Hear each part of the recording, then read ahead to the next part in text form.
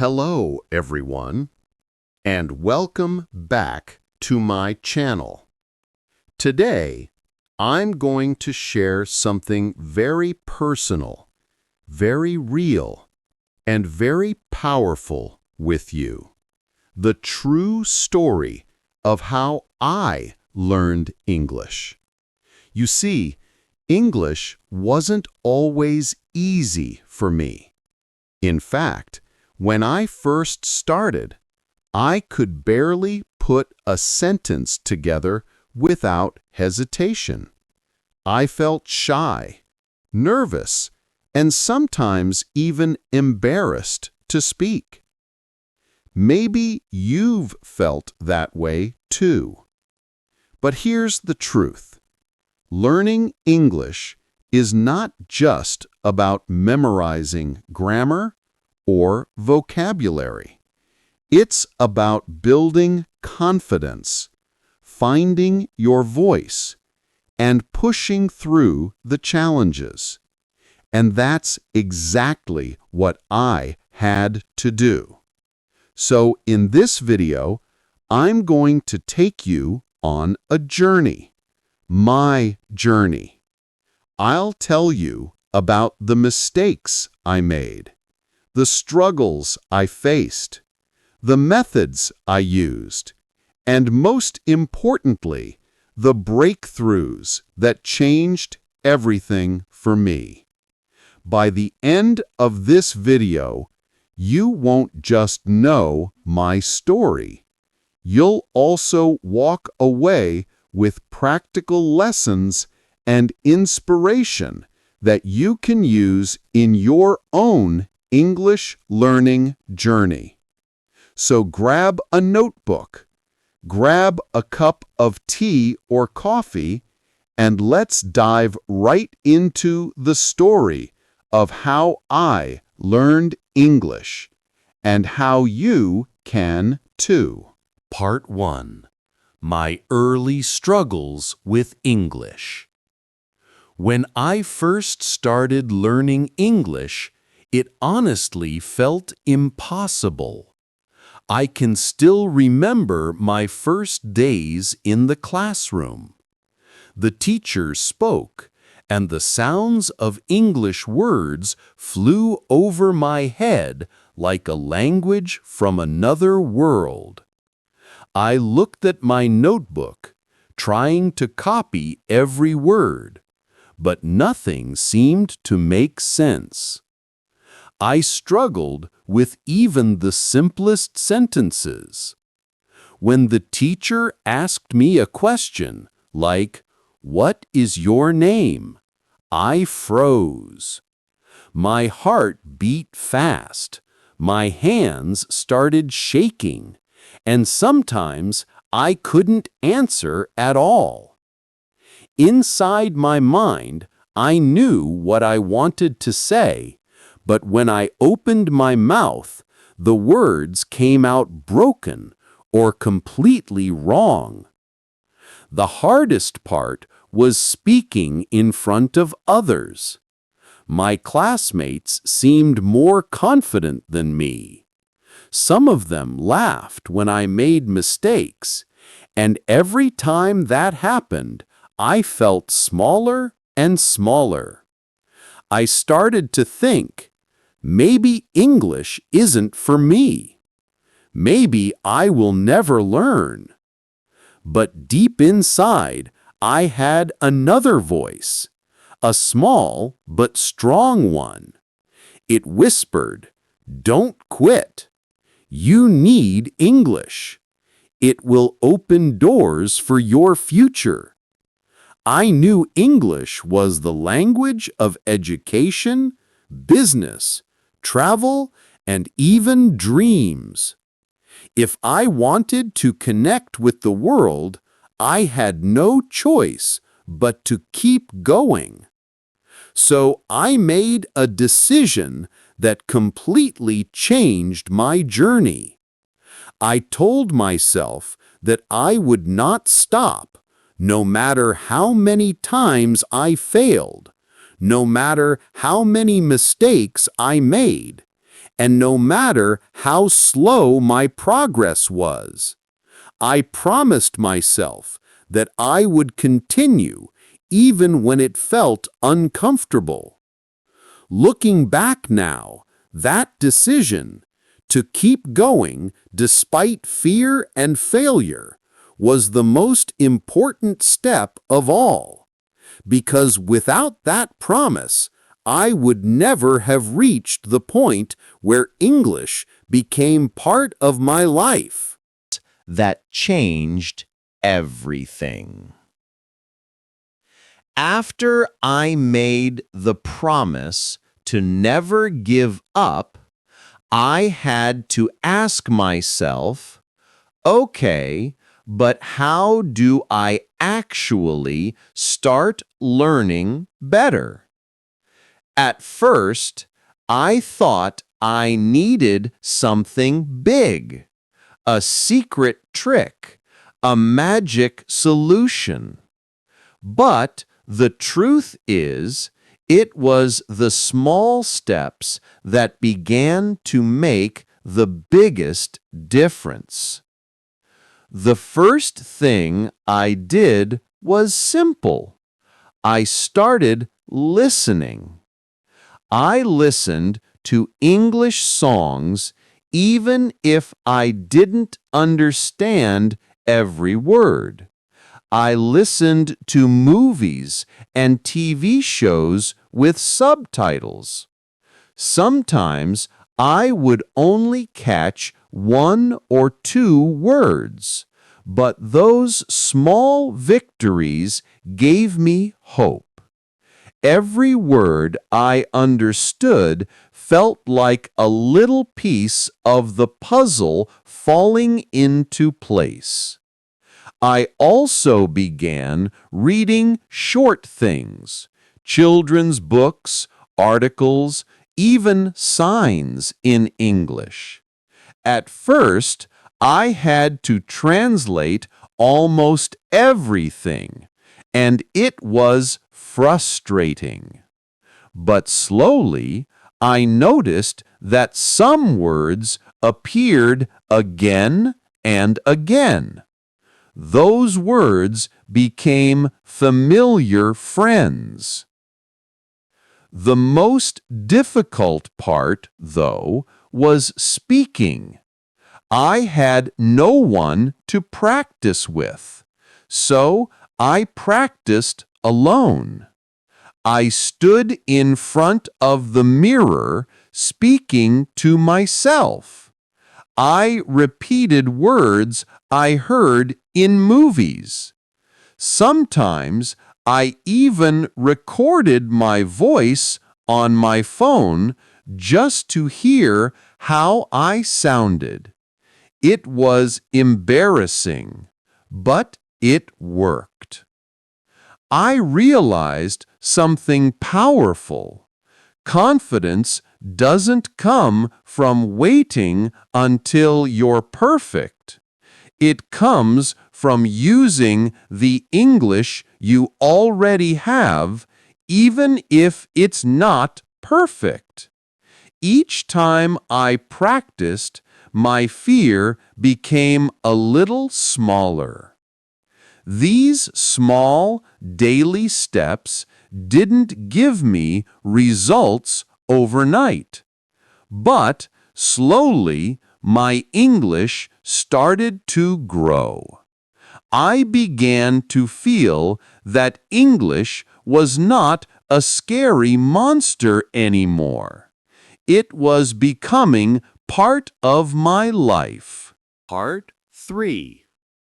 My breakthrough moment. After months of listening, reading, and practicing alone, something amazing happened. I finally got my first real chance to use English with other people. I remember it clearly. A group of visitors came to my city, and one of them asked me for directions in English. My heart jumped. For a second, I thought about staying silent. But then I remembered my promise to myself. Don't be afraid of mistakes. Just try. So I opened my mouth and answered. The sentence was not perfect, but the person understood me. For the first time, I felt the power of communication. It didn't matter that my grammar wasn't perfect or that I hesitated. What mattered was this: I used my English and it worked. That small success gave me so much confidence. From that day, I started looking for more chances to speak. I joined small conversations online. I spoke with classmates who also wanted to practice. And sometimes I even talked with tourists I met in the street. Every time I spoke, the fear got smaller and the confidence grew bigger. What I learned from this moment is simple but powerful. Your English will never grow if you keep it locked inside. The real improvement comes when you use it with other people. It's like learning to swim. You can't do it by reading a book. You have to get in the water. That was the turning point in my journey. I was no longer just studying English. I was living it. Part 4. Living with English Every Day. After my breakthrough moment, I realized something important. If I wanted to get really good at English, I couldn't treat it like just a school subject. It had to become part of my daily life. So I made English my daily habit. Every morning, I started my day with English. Sometimes it was a short podcast.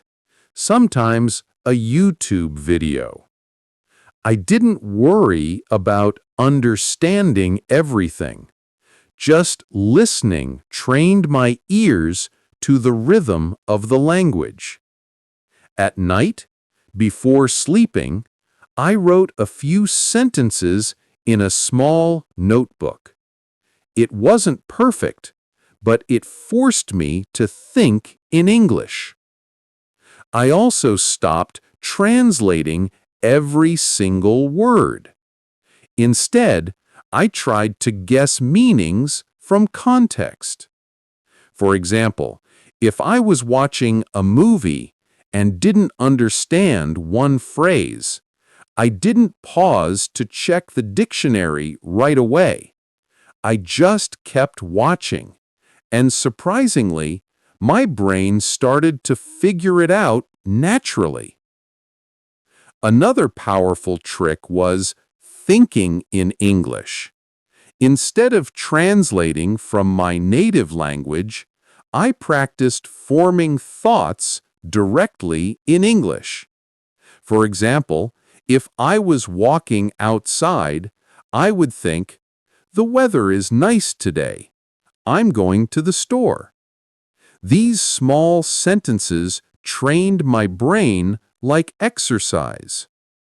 Slowly, I noticed changes. Watching movies without subtitles was no longer impossible. Reading articles became easier. And when someone spoke to me in English, I didn't freeze anymore.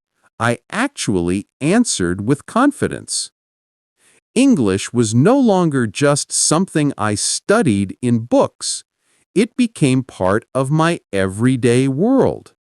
And that is when I started to feel like I was not just learning English, I was living English. Part 5. How English Changed My Life. Looking back now, I realize that learning English was not just about studying grammar or memorizing vocabulary. It was about changing my life. At first, I thought English was only for passing exams. But later, I discovered it was much more than that. English became the key that opened doors I never imagined. I could connect with people from different countries.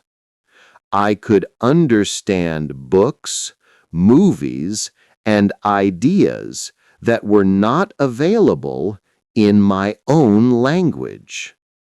Suddenly, the world felt bigger and at the same time closer.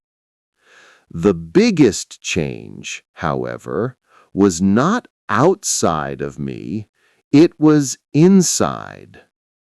English gave me confidence. The shy person who was afraid to speak in class slowly disappeared. I learned that I could face my fear, make mistakes, and still succeed. And this confidence didn't just help me in English, it helped me in life. I also realized something important. Learning a language is not a one-time goal. It's a lifelong journey. Even today, I'm still learning, still improving, still discovering new words and expressions. And that's okay, because every step forward is progress.